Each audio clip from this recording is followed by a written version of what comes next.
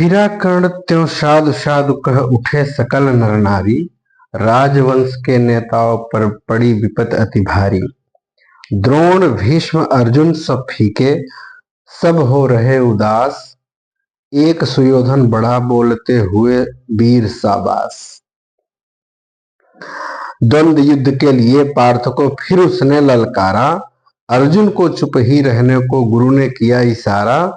कृपाचार्य ने कहा, सुनो हे वीर युवक अनजान। भरत वंश अवतंस पांडु की अर्जुन है संतान। क्षत्रिय हैं, यह राजपुत्र हैं। यूं ही नहीं लड़ेंगे, यूं ही नहीं लड़ेगा। जिस तिस से हाथापाई में कैसे कूद पड़ेगा। अर्जुन से लड़ना हो तो मत गहो सभा में मौन। अर्जुन से लड़ना हो तो मत गहो सभा में मौन। नाम धाम कुछ कहो, बताओ कि तुम जाति हो कौन। जाति, हाय रे जाति। कर्ण का हृदय क्षोभ से डोला। कुपित सूर्य की ओर देख वह वीर क्रोध से बोला। जाति जाति रटते जिनकी पूंजी केवल पाखंड। मैं क्या जानू जाति जाति हैं ये मेरे भुजदंड। ऊपर सिर पर कनक छत्र, भीतर काले के काले। ऊपर सिर पर कनक छत्र, भीतर काले के काले। शर्माते हैं नहीं जगत में जाति पूछने वाले। शूद्र पुत्र हूं मैं, लेकिन थे पिता कौन अर्जुन के। शूद्र पुत्र हूं मैं, लेकिन थे पिता पार्थ के कौन। शूद्र पुत्र हूं मैं, लेकिन थे पिता पार्थ के कौन। साहस हो तो कहो, ग्लानि से रह जाओ मत मौन। मस्तक ऊंचा किए जाति का नाम लिए चलते हो। मस्तक ऊंचा किए जाति का नाम लिए चलते हो। पर अधर्म में शोषण के बल से सुख में पलते हो। अधम जातियों से थर थर कांपते तुम्हारे प्राण। अधम जातियों से थर थर कांपते तुम्हारे प्राण। छल से मांग लिया करते हो अंगूठे का दान। नमस्कार, मेरा नाम रूप है। आज हम लोग जाति आधारित जनगणना के बारे में चर्चा करेंगे, क्योंकि आज वर्तमान समय में जाति आधारित जनगणना के बारे में बहुत ही चर्चा हो रही है। इसके बारे में अलग अलग लोगों के अलग अलग विचार चल रहे हैं। कुछ लोगों का मानना है कि जाति आधारित जनगणना समाज के लिए नाशूर का काम करेगी। कुछ लोगों का मानना है कि जाति आधारित जनगणना से जो सामाजिक असमानता है वह दूर किया जा सकेगा और सरकार के द्वारा अपनाई गई नीति एवं योजनाओं का ठीक से क्रियान्वयन किया जा सकेगा। तो आइए हम लोग समझते हैं। सबसे पहले तो समझते हैं भारत में जनगणना के बारे में। जाति आधारित जनगणना से पहले हम लोग समझेंगे जनगणना। भारत में जनगणना की शुरुआत 1872 ईस्वी में लॉर्ड मेयो के शासनकाल में शुरू हुई थी। लॉर्ड मेयो है ना, शासनकाल में प्रारंभ हुई। जबकि 1881 ईस्वी में लॉर्ड रिवन के शासनकाल में व्यवस्थित तरीके से, तो यूं कहिए कि पहली बार जब जो व्यवस्थित जनगणना की शुरुआत हुई 1881 ईस्वी में लॉर्ड रिवन के शासनकाल में। लॉर्ड मेयो के शासनकाल में प्रारंभ हुई, पर यह व्यवस्थित नहीं थी, इसलिए इसे प्रारंभ मात्र मान सकते हैं। लेकिन ठीक अगर कहें व्यवस्थित तरीके से इसकी शुरुआत कब हुई तो 1881 में लॉर्ड रिवन के शासनकाल में। ठीक इसके बाद प्रत्येक 10 वर्ष पर यह जनगणना शुरू हो गई। हालांकि अभी 2011 के बाद से 21 में होना था, लेकिन अभी तक हुई नहीं। 25 चल रहा है, तो 19 में जो होना था उसके लिए सरकार ने कारण बताया था कि नहीं, अभी जो पैंडेमिक कोरोना आया था है ना, कोरोना की वजह से नहीं हो पाई। तो जो पहली जनगणना हुई थी उसके अंदर 17 प्रश्न पूछे गए थे। हाउस रजिस्ट्रार से संबंधित प्रश्न पूछे गए थे, महिलाओं और पुरुषों से अलग अलग प्रकार के प्रश्न पूछे गए थे। ठीक है। स्वतंत्र भारत की पहली एवं सातवीं क्रम के अनुसार सातवीं जनगणना जो है 1991 ईस्वी में की गई थी। प्रारंभ में इसमें कहा गया था कि इसे जाति आधारित जनगणना किया जाए। भारत में जनगणना गृह मंत्रालय के अधीन किया जाता है और इसका जो है पंजीयक एवं जनगणना आयुक्त है ना, पंजीयक एवं जनगणना आयुक्त के द्वारा इसकी गणना कराई जाती है। अब आते हैं भारत में पहली बार जाति आधारित जनगणना के बारे में। भारत में पहली बार जाति आधारित जनगणना की शुरुआत 1931 ईस्वी में की गई। ठीक है। तत्कालीन कमिश्नर कौन था? उस समय जो कमिश्नर था जिसके अधीन की गई थी उसका नाम था J.H. हटन। J.H. हटन J.H. हटन के अधीन किया गया था। किंतु आजाद भारत में कांग्रेस सरकार यानी यूपीए की सरकार ने 2011 में सेक नाम से, सेक मतलब socio economic and caste census 2011, यहां ऐसे लिख लीजिए 2011। लेकिन सरकार हालांकि सरकार का ऐसा दावा था कि इसमें कुछ डेटा से संबंधित त्रुटियां हो गई थी जिससे इसे जारी करना सही नहीं है। हालांकि इसके कारण कुछ और भी थे, लेकिन फिलहाल यही कारण माना गया था। हालांकि भारत में शुरू से ही SC/ST की जो है SC/ST जातियों की जो जनगणना है उसका किया। सवाल यही से शुरू होता है कि अगर SC और ST जनगणना शुरू होने से समाज में विघटन नहीं हो रहा है तो OBC कैटेगरी की जाति जनगणना कराने से समाज में विघटन क्यों होगा? अब एक चीज यहां ये देखिए, जनगणना क्यों कराई है। जैसे मान लीजिए एक घर है, ये इस घर में 5 लोग हैं, इनके पिता का नाम जेड है, इनके बच्चे PQRSTV ये इनके बच्चे हैं। अब मान लीजिए 100 रुपए है इनके पास, 100 रुपए है, तो अब इसका बंटवारा कैसे करेंगे? जब तक आपको ये बात पता न चल जाए कि कितने बच्चे हैं आपके, 1 2 3 4 5 6 है ना, 6 बच्चे हैं, तो अब 6 अगर आपको ठीक ठीक पता चल जाए कि हमारे पास 6 लोग हैं, 6 लोगों को हमें 100 रुपए बांटना है, तो आप ठीक ठीक उसका बंटवारा कर सकते हैं। अगर आपको यह बात पता ही ना हो कि जनसंख्या उनकी किसकी कितनी है, बस ऐसे एक लाइन में, जैसे पहली बार जो जाति आधारित जनगणना हुई थी भारत में 1931 की जनगणना के आधार पर ही, अब इसका स्क्रीनशॉट अगर आप लोग लेना चाहें तो ले लीजिए। अब हम इसे मिटाएं। ठीक है। 1931 में जाति आधारित जनगणना जब भारत में की गई थी तो उस जनगणना के आधार पर ही मंडल कमीशन ने OBC कैटेगरी की जनगणना जो है, OBC कैटेगरी की जनगणना जो है क्या उसी को आधार बना लिया गया था। तो जब जनगणना की गई थी वहां उस टाइम में, तो 52% OBC कैटेगरी की जनसंख्या थी।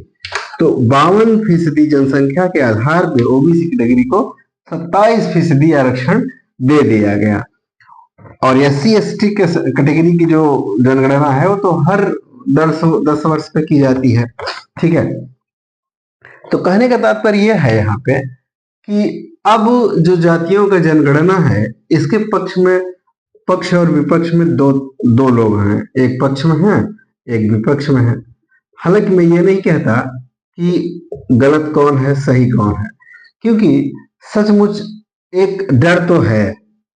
एक पक्ष में जो लोग हैं उनका कहना है कि जाति आधारित जनगणना से समाज में और जातिवाद और बढ़ेगा, जातिवाद का बढ़ावा मिलेगा, जातिवाद का बढ़ावा मिलेगा। ठीक है, बढ़ावा मिलेगा। और दूसरा इनका कहना है कि जातियों को आप परिभाषित कैसे करेंगे, जातियों को परिभाषित कैसे करेंगे, है ना। परिभाषित करना कठिन है। सामाजिक विभाजन में वृद्धि होगी, सामाजिक विभाजन,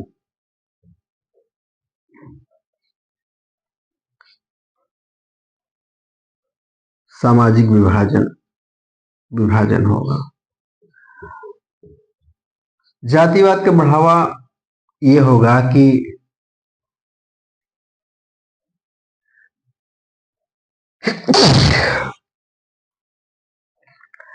हमने अपने क्लास की शुरुआत जो है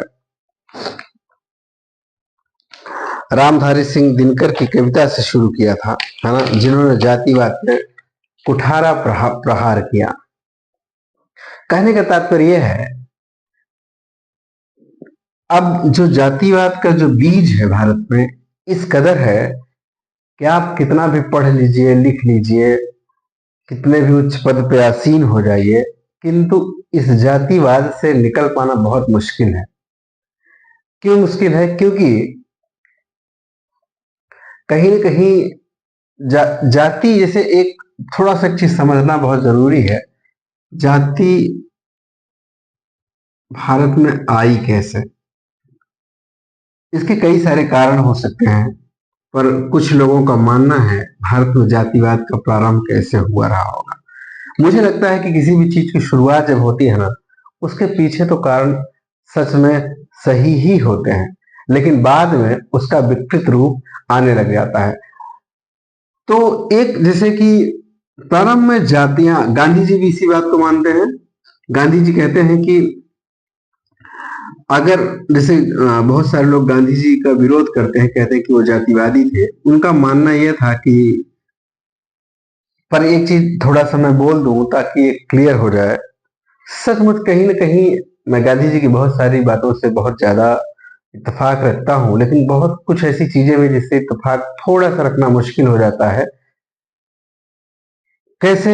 जातिवाद के बारे में उनका जो मानना था यह था कि जाति व्यवस्था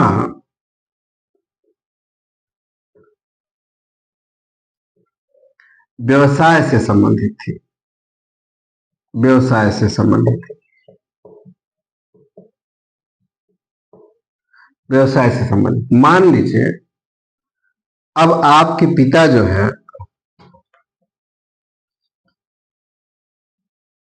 ब्राह्मण है, आपके पिता कौन है? ब्राह्मण।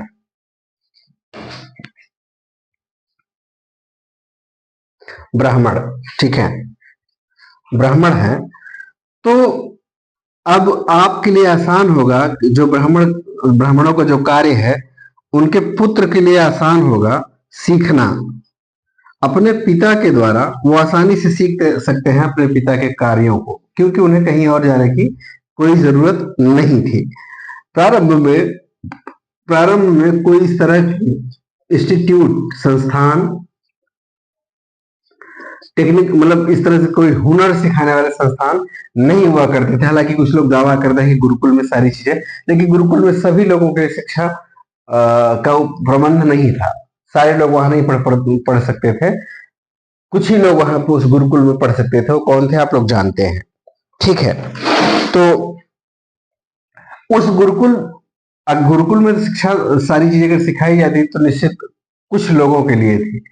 तो बहुत आसान था कि जाति व्यवस्था के अंतर्गत आपके पिता जिस व्यवसाय से संबंधित है उस व्यवसाय को आप आसानी से सीख सकते थे, है ना। लेकिन अब तब चलो ठीक है, मैं यही कह रहा हूं, गांधी जी यहीं पे थोड़ी गलती कर गए, क्योंकि गांधी जी के टाइम में हो सकता है इंस्टीट्यूट नहीं होते रहे होंगे, वो प्राचीन व्यवस्था को देख कर बात कर। लेकिन अम्बेडकर साहब कह रहे हैं कि नहीं, अब वक्त बदल रहा है, जज्बात बदल रहे हैं। अब जो है इस तरह की व्यवस्थाएं, मतलब जो संस्थान हुआ करते हैं वह अब संस्थान होने लगे, टेक्निकल संस्थान,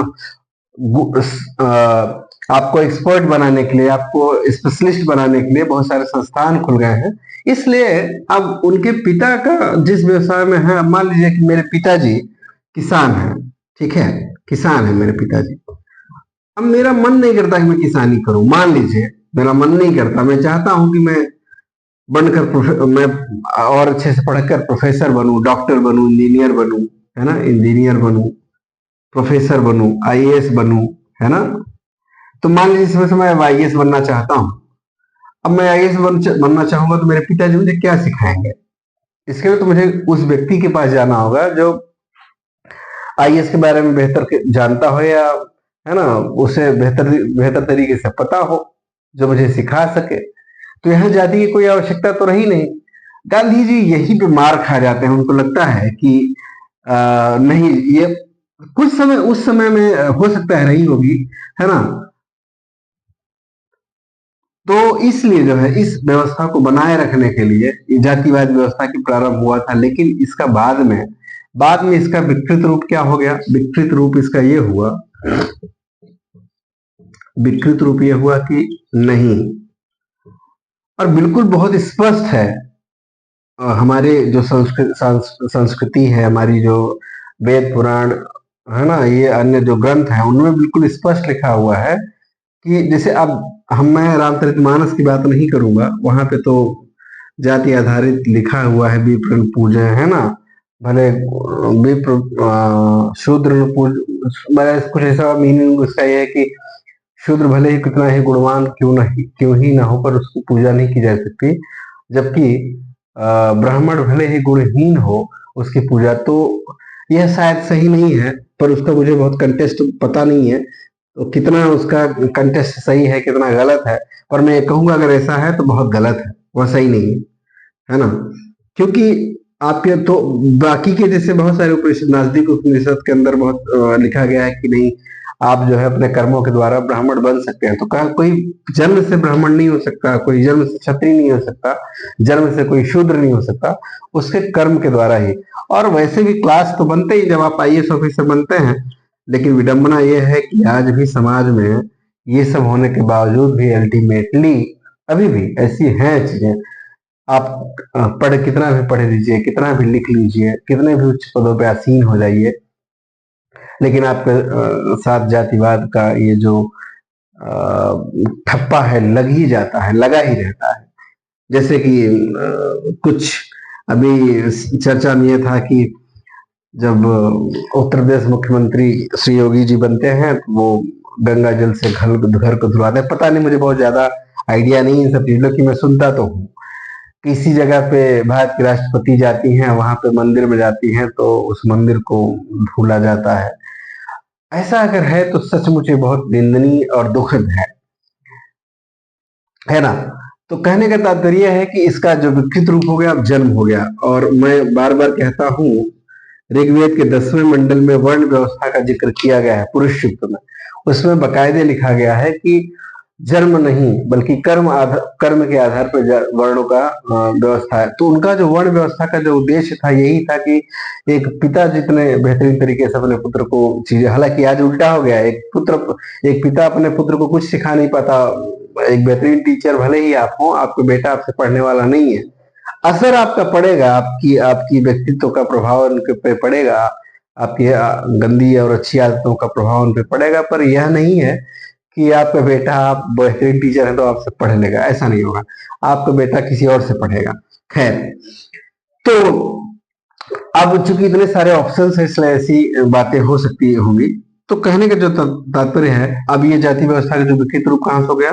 जन्म के आधार पर हो गया। पहले कर्म पर था, कर्म से हटकर कर्म हट गया, अब जन्म हो गया। तो जन्म के आधार पर आपके, अब जैसे एक मान लीजिए कोई पंडित जी थे, उनको बहुत बेहतरीन वो वेद शास्त्रों में बहुत पारंगत थे, मंत्र उच्चारण में बहुत पारंगत थे, लेकिन उनका बेटा घूर निकला, गधा निकल गया, उसको ठीक ठीक गायत्री मंत्र का उच्चारण करने नहीं आता, लेकिन फिर भी वो ब्राह्मण ही होगा। तो फिर क्या होगा ऐसी कंडीशन में? अब जिस बात के लिए वो ब्राह्मण है, उसे ब्राह्मण का भी मतलब नहीं पता है, लेकिन फिर भी वो है।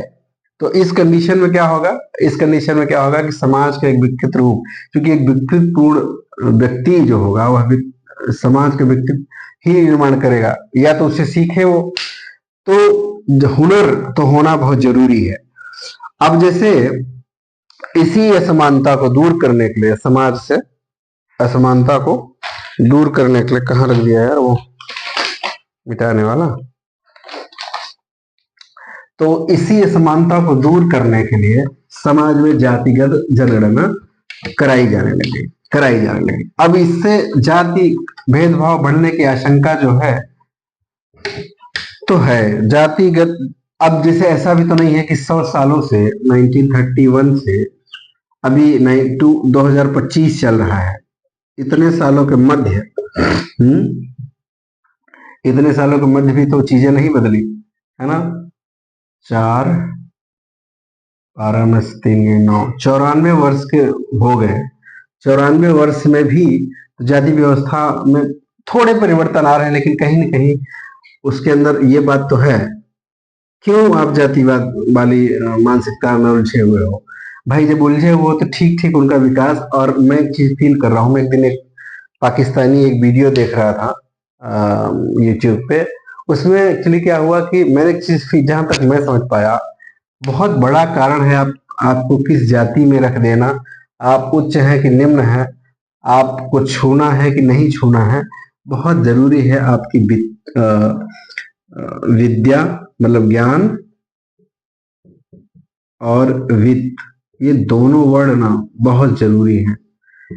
ज्ञान होना, अगर आपके पास ज्ञान है तो वित्त आप बढ़ा लेंगे, है ना, और वित्त है तो ज्ञान बढ़ा लेंगे। मुझे लगता है कि दोनों एक दूसरे के समायोगी है ना, सहायक है, कंपोनेंट है। इसलिए ज्ञान होना बहुत जरूरी है। ज्ञान है तो वित्त हो जाएगा, वित्त है तो ज्ञान हो सकता है कि आ जाए, क्योंकि आप इसके द्वारा वित्त अगर आ गया है तो आप अपनी खुद तो नहीं, लेकिन अपने बच्चों को, अपने नेक्स्ट जनरेशन को, मतलब ये, लेकिन ये जो है आपसे ही शुरू हो जाएगा। अगर आपके पास ज्ञान है तो वित्त तो आ जाएगा, लेकिन वित्त है तो हो सकता है एक जनरेशन के बाद आपके पास ये भी आ जाए। तो बहुत जरूरी है ज्ञान का होना। मैं फील ये कर पा रहा था पाकिस्तान में, जैसे भारत में क्या है कि यहाँ हिंदू मुसलमान तो है ही है, हिंदू मुसलमान तो यहाँ है ही है, लेकिन हिंदुओं में भी बहुत सारी जातियां हैं, बहुत शोषणात्मक प्रवृत्तियां हैं, है ना। उसके पीछे के कारण क्या है? पाकिस्तान में पहले देख लूं मैं, वहां पे हिंदू और मुस्लिम, जो मुस्लिम हैं वो हिंदुओं से इस तरह से नफरत करते हैं कि उनके बाल तक नहीं काटने के लिए तैयार होते। वो बाल भी नहीं काटना चाहते, और उनको छूना पसंद नहीं करते वो। हालांकि जैसे कि यहाँ पे है, अभी इनके जब वहां जो भारत में जो पाकिस्तान में मुस्लिम हिंदू हैं, सब्जी वगैरह मतलब जितना पर एग्रीकल्चर सेक्टर जितने काम है वो सब वही करते हैं, मतलब एक तरह से मजदूर, है ना। सारे काम इनके द्वारा करके दे देने के बाद इन लोगों को खाने में कोई समस्या नहीं होती, कोई छुआछूत नहीं होता। सारी चीजें इनके द्वारा बनाए हुए घरों में रहने में तो कोई दिक्कत नहीं आती। मतलब बनाया इन्होंने पूरा ईंट जो वगैरह होते हैं, ईंट पत्थर को छुएंगे, सीमेंट सरिया सबको छू कर इनका पूरा घर बना देंगे। इनको कोई छुआछूत का कोई दिक्कत नहीं आती। लेकिन इसी में रहेंगे, इन मर जाएंगे, दफन हो जाएंगे, लेकिन फिर भी कोई फर्क नहीं पड़ता। लेकिन इनके इनको जब ये छू लेंगे, ऐसे छू लेंगे तो मर जाएंगे, इनके जल जाएंगे। सेम चीज भारत में भी है ऐसे ही। अब ये है क्योंकि अब चूंकि इनके पास गरीबी है तो पढ़ाई भी नहीं कर सकते, और अगर सरकार थोड़ा सा फ्री ऑफ कॉस्ट इनको पढ़ाने के लिए बढ़ावा दे दे, थोड़ा शिक्षित करने की कोशिश करे, तो शायद ये वित्तीय व्यवस्था भी इनकी ठीक हो जाएगी, ज्ञान भी हो जाएगा। जब ये तर्क इनके अंतर्गत आ जाएगा तो तार्किक रूप से इनको जवाब देंगे। सेम भारत में भी है। भारत में ऐसा नहीं है कि जो मतलब क्लास वाइज जनरल कैटेगरी ही इनका शोषण करता है, बल्कि ये खुद भी चीजों को, जैसे इनके अंदर तार्किकता नहीं है। मैं बार बार बोलता हूं, आस्था और विश्वास, ये दोनों चीजें ना में बहुत गहरा अंतर है। आस्था मतलब आंख बंद करके मान लो, आंख बंद कर लो, तुमने जो कहा सही कहा होगा। विश्वास में ऐसा नहीं होगा। विश्वास में तो आपको प्रूव करना होगा, यू हैव टू प्रूफ कि भैया 2+2 कैसे होगा 4, 2+2 4, पूछ लेगा कैसे, 1+1+1, 4 बार 1 1 करोगे तो 4 होगा। फिर बोलेगा कैसे 2 और 2 4 और 1 1 4 क्या, तो बोलेगा 1+1 = 2, इसलिए 2+2 = 4, ऐसा करके। तो जहां पे ये वाला सिस्टम होगा वहां विश्वास होगा, जहां पर 2 और +2 = 5। कैसे 5? अब गुरुजी कह रहे हैं, गुरुजी कैसे पता? गुरुजी वाले अखंड ज्ञानी है, अखंड मैं बोल रहा हूं, है ना, अखंड, गलत नहीं, अखंड ज्ञानी है। अब अखंड ज्ञानी गुरुजी है तो 2 और 2 5 बोल देंगे तो क्या ही फर्क पड़ेगा, अपना मानेंगे कि हाँ ठीक है, गुरु घंटोल है। तो कहने का तात्पर्य यही है, आस्था और विश्वास में बहुत अंतर है। अब वो हो सकता है कि हमारा ये वीडियो देखने के बाद हम पे बोले कि अब तुम हमारे आस्था के साथ खिलवाड़ कर रहे हो। भाई, हम तुम्हारे आस्था के साथ खिलवाड़, तुम हमारे विश्वास के साथ खिलवाड़ कर रहे हो। तुम्हारी आस्था तुम्हें मुबारक, हमारा विश्वास हमें मुबारक। हम तो इतना भी अवसर देते हैं कि नफरत नहीं करेंगे, ठीक है, अगर हम तार्किक रूप से गलत हैं तो हम क्षमा भी मांग लेंगे, सॉरी बोल देते हैं। लेकिन आप इतने कट्टर हो जाते हैं कि लगेंगे लोगों की हत्या करने। एक घटना मुझे बहुत अच्छे से याद है, जौनपुर की घटना है, जौनपुर की, शायद वो निषाद जाति के हैं, है ना। उनके पिता वगैरह जो है मछली पकड़ने का काम करते थे। अरब सागर में मछली पकड़ने वो चले समुद्री एरिया में पाकिस्तान के क्षेत्र में चले गए और उन लोगों ने उनको बंदी बना लिया। बंदी बना के अपने यहाँ लेके चले गए। बहुत दिनों तक रहे, कोई चर्चा नहीं, है ना, कोई चर्चा नहीं। उसके बाद वहां ले जाने के बाद फिर बाद में उन्हें छोड़ा गया और छोड़ दिया गया। उसमें सरकार की कोई पहल नहीं हुई, जिससे क्या हुआ, फिर बाद में उम्र कर आए, उनकी जब लाश आई तो लाश में ना कीड़े पड़े हुए थे। बच्चा, उनका छोटा सा बच्चा, मेरे ख्याल से 14-15 साल का था, 14-15 साल का ही मुश्किल से रहा होगा, रो रहा था वो। रोते रोते पत्रकार महोदय ने उनसे पूछा कि तुम परेशान मत हो, ऐसी बात नहीं है कि, और मीडिया चैनल या सरकारें इस पर ध्यान, सारी चैनलें देती हैं। उसने एक बात कही जो बात दिल को छू जाती है। उसने कहा कि मेरे पिताजी इसलिए मर गए क्योंकि मैं छोटा हूं। इस बात से आप ये अंदाजा लगाइए कि अब उसी ये अंदाजा है कि अगर वो बड़ा होता कुछ तो करता, सचमुच ये कुछ करता। अब वो छोटा है इसलिए कुछ कर नहीं सकता, कोई दिमाग नहीं लगा सकता, कहीं भाग नहीं सकता, है ना। एक तो गरीब है ना। सारे लोग इस बात से, अब उनके पास ये क्या आ गया, यही आस्था, जितने दिन के लिए आए हो उतने दिन ही रहना पड़ेगा, है ना। आगे पीछे उसका कुछ नहीं होगा, पत्ता भी नहीं हिलता बगैर उसकी मर्जी का। अब बाकी लोगों का पत्ता हिलता है, हर चारों तरफ उनका पत्ता हिलता रहता है, उनका सब कुछ हिलता रहता है। बस हम ही लोगों का, हम ही लोग मतलब कि जो बहुसंख्यक वर्ग है ना, उन्हीं का पत्ता नहीं हिलता उसके मर्जी से, है ना। तो कहने का तात्पर्य विश्वास और तर्कशीलता आए तो यह कैसे आएगा, जब सरकार, जो सरकार की मंशा है, सरकार चाहती है कि जातिगत जनगणना हो। विपक्ष भी यही चाहता है, सारे लोग चाहते हैं कि जातिगत जनगणना हो और जिसकी जितनी संख्या में जिसकी जितनी संख्या भारी उसकी उतनी हिस्सेदारी, है ना। तो संख्या के आधार पे अब आपको वस्तुओं का बंटवारा होगा, आपको उतना बंटवारा दिया जाएगा। तो कहने का तात्पर्य है कि अब समझ लें जल्दी जल्दी कि जाति आधारित जनगणना जो है, समस्याएं जो कुछ हैं उसकी ये है कि जातिगत भेदभाव बढ़ सकता है। तो हमारी नैतिक जिम्मेदारी बनती है कि हम इसे ख्याल रखें, कि इसे थोड़ा सा ये रखें कि नेताओं को भी जाति के आधार पर राजनीति करने की आवश्यकता नहीं है, लेकिन लोगों के भले के बारे में तो सोचे। जातिगत भेदभाव बढ़ सकता है तो इस पे हम कंट्रोल करेंगे कि नहीं, ना बढ़े। कैसे ना बढ़े? क्योंकि जाति का उद्देश्य सिर्फ लड़ना झगड़ना नहीं है, बल्कि जातियों के आधार पर उन्हें संसाधनों का ठीक ठीक वितरण हो सके, इसका ख्याल रखना होगा, ठीक है। और एक जो पॉइंट है पढ़ने वाले लड़कों के लिए, उनके लिए है कि एक जज जो है, न्यायमूर्ति रोहिणी आयोग की सिफारिश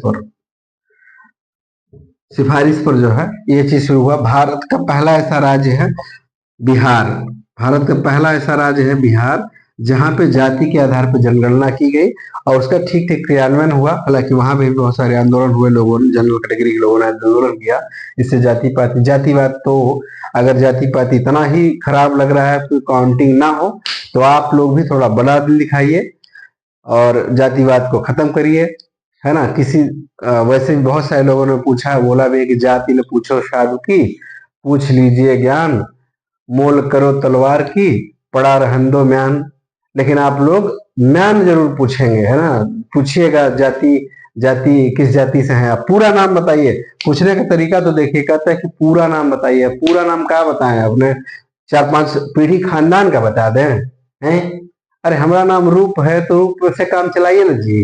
अब आपको काहे चाहिए पूरा का पूरा ब्यौरा, है। तो कहने का मतलब यह है कि हम सबको नैतिक जिम्मेदारी बनती है कि हम एक इंसान के तौर पे रहें। ठीक है, आपको अगर अपनी पहचान स्थापित करना है तो अपने कार्यों के द्वारा अपना काम कीजिए।